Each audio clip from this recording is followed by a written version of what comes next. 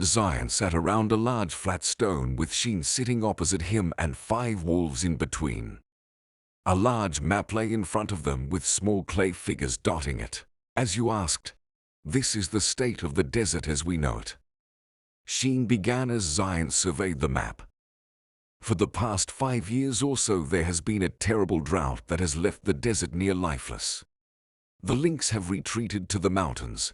The rabbits have fled underground, almost hunted to extinction, as have the moths. The deer have gone to the forest.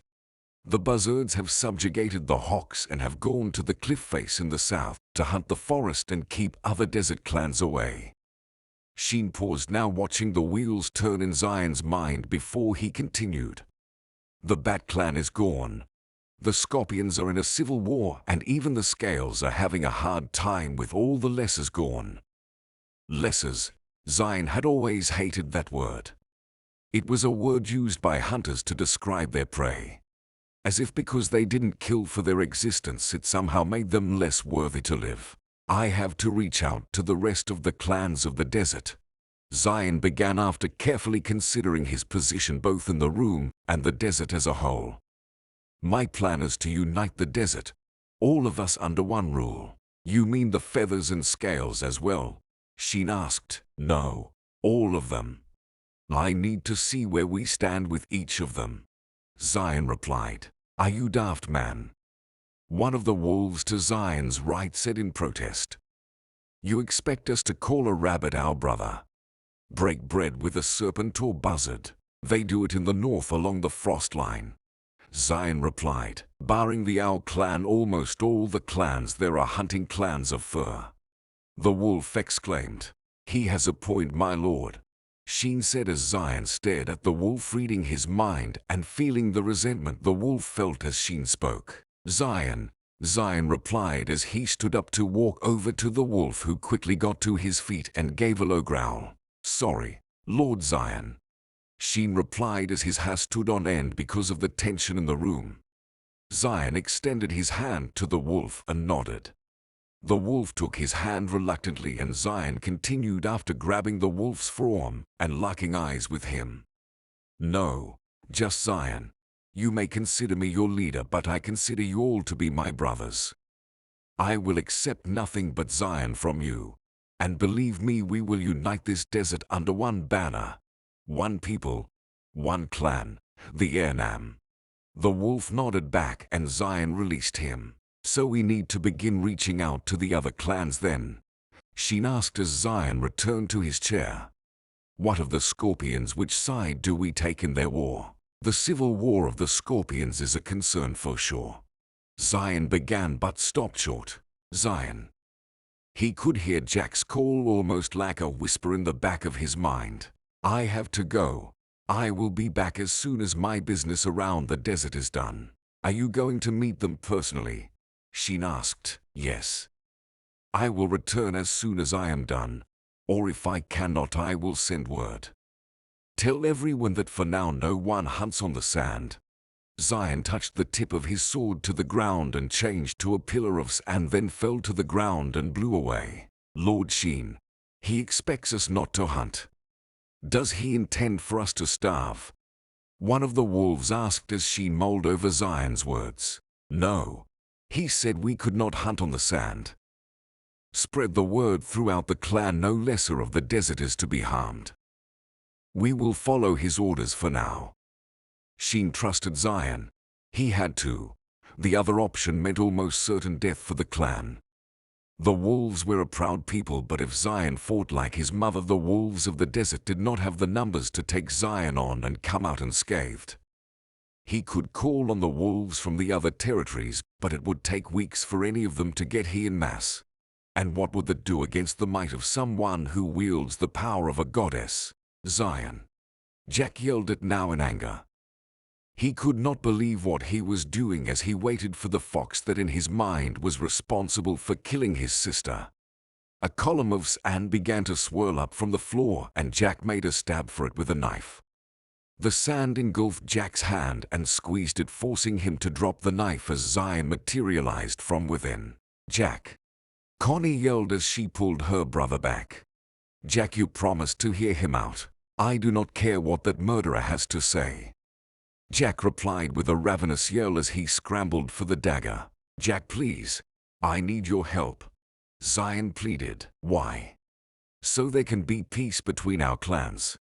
Please. As if a rabbit will ever sit as an equal with a fox. As if predator and prey could live side by side. This is a trap, a fox trick, and nothing more. Your people are starving and you are trying to bring us out of hiding. Jack yelled enraged at the sight of Xion. What do I have to do, Jack? Xion asked in a solemn tone as Corny stood between the two, keeping Jack from trying once more to find Xion's heart with his blade.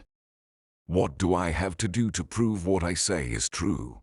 That my words are more than words, and that I am committed to making them a reality, and that you have not only my protection but my loyalty. Your loyalty, Jack said, confused.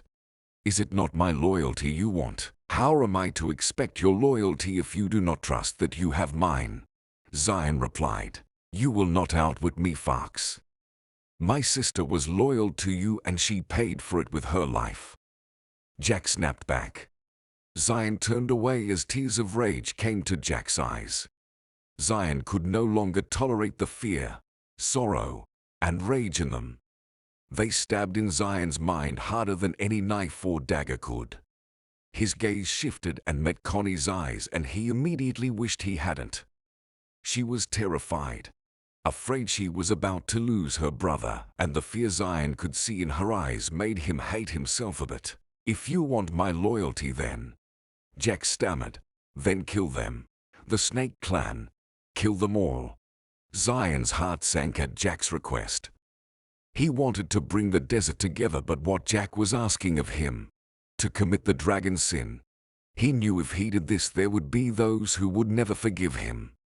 Even those who hated the serpents would not dare destroy an entire clan. They killed Bonnie. If you ever loved her as my sister claims, if you cared for her at all, then kill them all. Xion was silent as he let his sword touch the sand again, turning to a pillar and vanishing. Jack, please call him back. Corny pleaded. Jack stood with his back to her with indifference in his eyes and said nothing. Jack, he will be killed. Good. Jack replied as he turned to face Corny. No matter what happens, our clan will have one less enemy to worry about by night's end. Jack. Corny began. Bonnie wouldn't want. Bonnie is dead. Jack yelled, cutting her off. They are all dead. Our father, our brothers and sisters, our family is down to you and I. But not all of that is his fault. Corny replied. Enough of it is. Him and the rest of those damned hunters. Xion floated as sand now just above the desert floor. He thought hard of the snakes. Indeed, the wolves had places they suspected were the location of the viper's pit, but no one knew for sure. So Xion floated as sand, letting his consciousness fall across the desert, trying to feel out his slithering prey. Come to me. He heard a voice like Jack's whisper before. He focused on the source of the voice and began to materialize. The sand swept down into a hole that opened up into a giant cavern.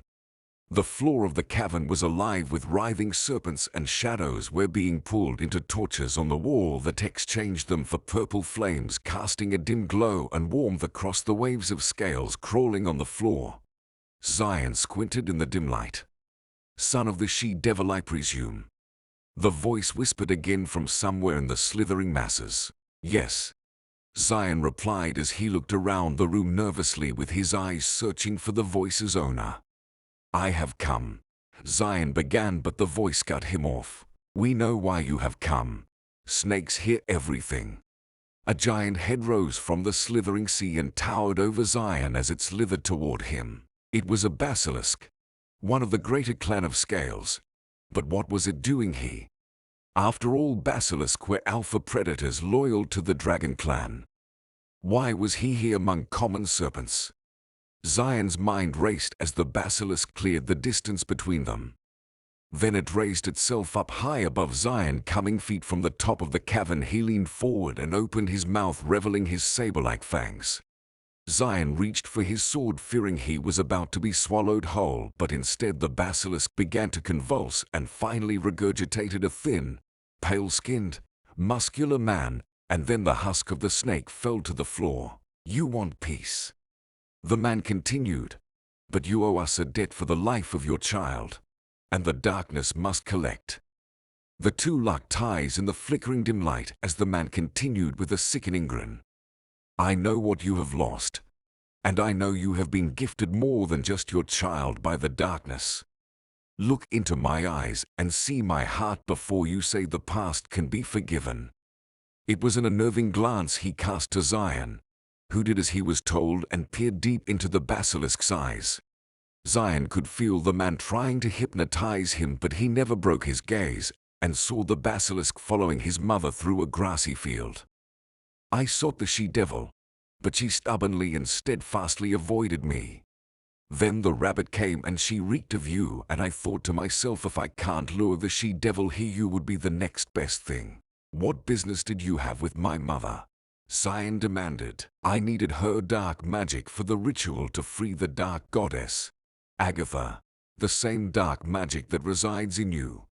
Xion knew she was already free, but the basilisk seemed to be clueless of this fact.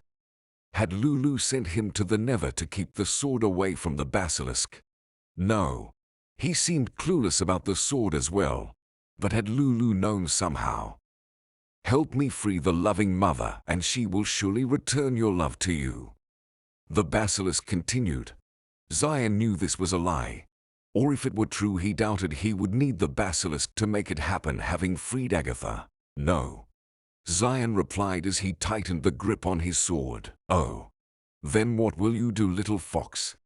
the basilisk jeered as the snakes around them began to rise up. "Well, it has been 7 years," Xion replied as the rage he had been holding back overcame him, and he felt the sword's power surge up his arm. "And I am so very hungry." Xion thrust his sword to the ground and changed to sand as one of the smaller snakes lunged at him from behind. The sand of the entire desert began to churn that night, and screams filled the air as Xion began his genocide, indiscriminately killing every man, woman, and child of the Serpent clan. When he was done, he sat upon a mound of sand with the basilisk's head beside him, dining upon his flesh as he watched the sunrise. "Is this what I have become without you, Bonnie? A heartless apex, no better than a dragon, deciding who lives and dies on a whim? Is this the man who will raise your child?" Xion asked out loud as he stared into the basilisk's dead eyes. "I am no better than him," he thought as he stared into the basilisk's eyes, now empty voids with no trace of the life and darkness they projected before. "Agatha, how exactly did you call a goddess? Am I just shouting into the wind?" Xion thought as he called out again. "Agatha." He felt slender hands come to rest on his shoulders and a familiar voice whisper in his ear. "Yes, little fox." Xion didn't dare lock eyes with her. He was more than happy to watch the sunrise and let her stay behind him, and he was sure she knew this. "Agatha, this basilisk was trying to save you." Agatha floated over to the skull on the ground. "The poor fool," she said with a tone of indifference as she levitated the skull up to her and stroked it softly. "Agatha, he said you could bring Bonnie back." "Bonnie?" Agatha asked as she tilted her head. "The woman I loved." "Love? These snakes killed her, and you killed them in return?" Agatha asked, seeming slightly puzzled.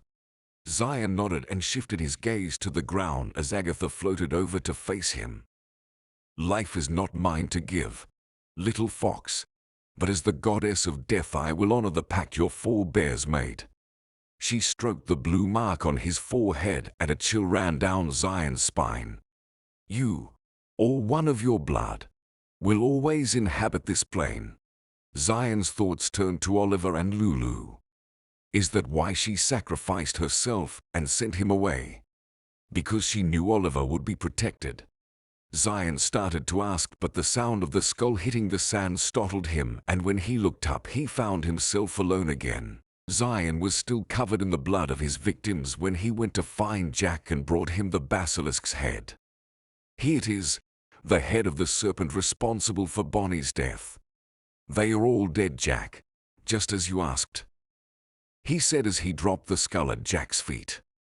Jack stood in awe of the severed head, easily larger than any rabbit he had ever met, and was amazed that Xion had survived an encounter with a snake of this size, much less killed the entire clan as he claimed. So, do I have your loyalty now, Jack? Can I count on you to help convince the rest of the rabbit clan? Xion asked timidly. Yes, Jack said reluctantly as he turned his attention back to Xion. Even so, the rabbit clan will not come out of hiding until we have proof we are safe. I would not dream of asking you to do otherwise, and I will come to you personally when the time comes. Xion replied with a nod as he extended his hand to Jack. Thank you, Jack. Jack looked up at him and grabbed his from, sealing their deal. Xion then took the skull and vanished once more as a sandy wisp. He reappeared in the fox village at the edge of the desert and carried the basilisk's head into Lily's den. Father. Olive ran to him and held him tight. Xion was overwhelmed by his son's joy at his safe return. Maybe this is what I need to remind myself what I am doing and why, he thought to himself as he took a seat at Lily's table, a good-sized dark brown stone, and looked at the wide-eyed pup staring back at him. So, Xion was not sure where to begin, so he fumbled for small talk. Was my mother good to you, Grandma Lou? She was always kind to me, yes, Oliver replied as he saw the nervousness in his father's heart. And so is Aunt Snow, he continued as his excitement reached a fever pitch. But I have always wanted to meet you. Grandma Lou used to tell me stories about you and Mom before I went to bed every night. She told you about your mother. Xion's heart skipped a beat. Did he really know about Bonnie? She said my mother was a beautiful fox, but my eyes have always made me feel like she was holding something back. She was right. Your mother was the most beautiful fox I have ever met. Xion lied. He could not tell his son the truth. He knew it would put him in danger. So he pictured Bonnie as a fox in case Oliver tried to read him, as he imagined Lulu must have done. Most living half-breeds were at the very least looked down upon and often put to death. A cruel practice left over from the war between Feather and Scale. But people like Oliver were supposed to be impossible. She said you were a powerful fox, even more powerful than she was. She promised you would come back for me someday. Well, she was right, you know, Xion said with a smile as he thought warmly of his mother and imagined what it must have been like for her raising Oliver. Of everything I am, Ollie, or everything I will ever be, the thing I want to be the most is your father. Oliver began to weep childish tears, and Lily hit Xion in the back of the head. You did not have to make the boy cry, she exclaimed as Xion held his son and thought once more of Bonnie, and in that moment, as he ran his fingers through Oliver's maroon locks, his resolve became absolute. I see you are making good on your promise of bloodshed, Lily scoffed as she looked at the basilisk's head. It was necessary, Lily, Xion replied. It was necessary to massacre an entire clan, to commit the dragon sin. Yes, Xion replied in a solemn tone as he shifted his eyes from Lily's scorn-filled gaze to the flames that danced in the small clay fireplace. The whole desert is buzzing about it. The Lessers are even calling you a hero. What clan will you see next? Lily continued sarcastically. According to the wolves, the scorpions are in a state of civil war. I want to see which side I should be on, Xion mused aloud. Then I will set my sights to the south and try to convince the buzzards and hawks to join my cause. After that, what remains of the desert should follow suit. What if they refuse? What then, little brother? Xion nodded to the basilisk's head. Will you come for the mountains in the north, or the southern forest next? Neither, Lily. It is not like that. The desert is my home. It is his home. Xion replied as he shifted his eyes to Oliver, who had drifted off with his face buried in Xion's shoulder. Lion mean to protect the desert, and Oliver, I have no desire for conquest.